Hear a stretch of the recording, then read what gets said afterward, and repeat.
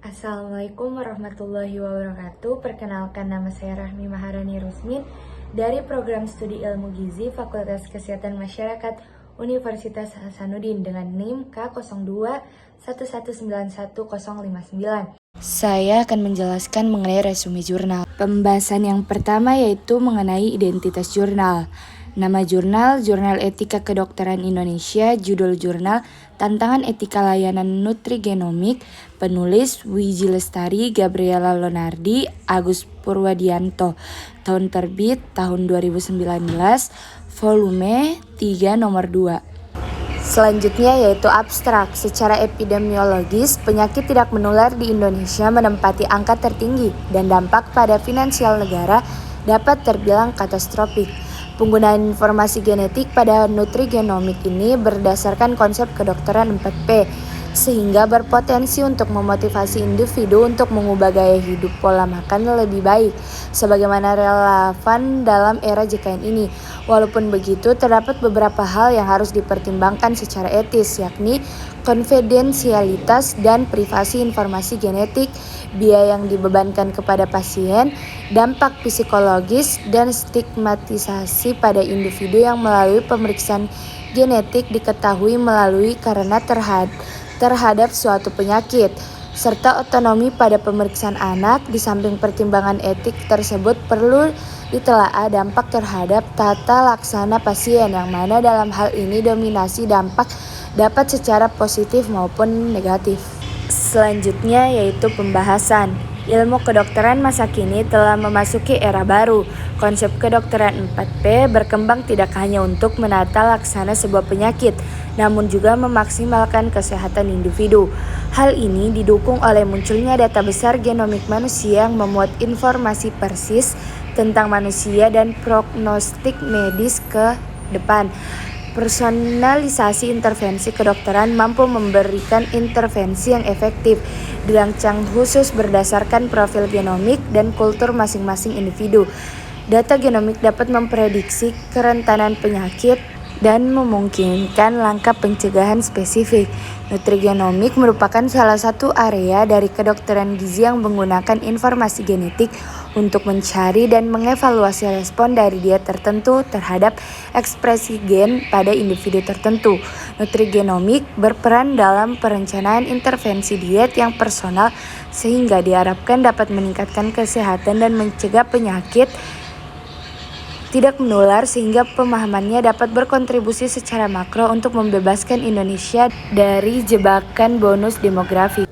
Selanjutnya yaitu hal-hal yang perlu diperhatikan saat pemeriksaan. Yang pertama, analisis gen tunggal phase pemeriksaan spesifik. Pemeriksaan genomik meliputi seluruh sekuens genom dari individu, berbanding dengan pemeriksaan spesifik. Pemeriksaan genetik sesuai indikasi klinis dapat dilakukan melalui analisis gen tunggal. Pemeriksaan seluruh genom memakan biaya yang lebih besar dibandingkan pemeriksaan spesifik, sehingga seorang dokter yang memperhatikan aspek nutrigenomik harus memiliki pertimbangan biaya yang harus ditanggung pasien dibandingkan dengan keuntungan klinis baik diagnosis maupun terapi yang akan didapatkan. Yang kedua yaitu pemeriksaan direct to consumer.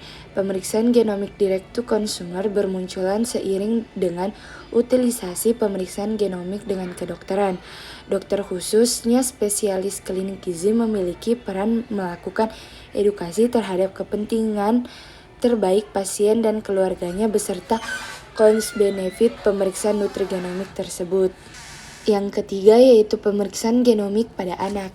Pemeriksaan genomik pada pasien anak menimbulkan isu otonomi anak dalam mengambil keputusan untuk menjalani pemeriksaan, sebab hasil pemeriksaan memiliki implikasi kepada masa depan anak tersebut. Anak dianggap belum berkapasitas dalam mengambil keputusan, sehingga hak tersebut dialihkan kepada orang tua, dengan harapan pemeriksaan tersebut memang dilakukan untuk kepentingan anak. Jika pemeriksaan tidak memiliki indikasi klinis yang mendesak, pemeriksaan dapat ditunda hingga usia dewasa. Yang keempat yaitu implikasi terhadap tata laksana pasien. Perkembangan nutrigenomik dan personalized nutrition menantang penerapan rekomendasi nutrisi dari sisi kesehatan masyarakat.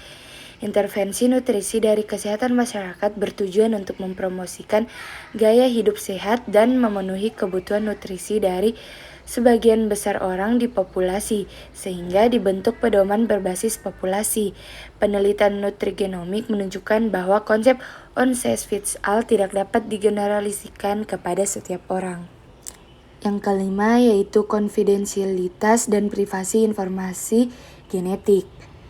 Data genetik merupakan informasi sensitif memuat seluruh informasi dan identitas seorang individu, sebagaimana tertera di dalam Universal Declaration of Human Genome and Human Rights dari UNESCO yang menyebutkan bahwa privasi individu tidak boleh dikorbankan dan justru harus dilindungkan dan dihormati. Hal ini dikenal sebagai prinsip irretrievable uncloaked sesuai dengan kaidah dasar otonomi. Pasien memiliki hak atas data genetik mereka sehingga mereka harus mendapatkan perlindungan data privasi mereka.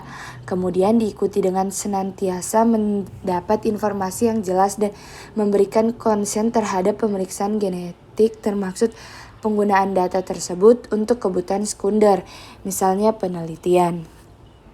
Yang terakhir yaitu dampak psikologis dan stigma. Salah satu perhatian atas pemeriksaan genomik adalah dampak psikologis pada individu yang diketahui memiliki kerentanan terhadap suatu penyakit dan stigma masyarakat yang menyertainya.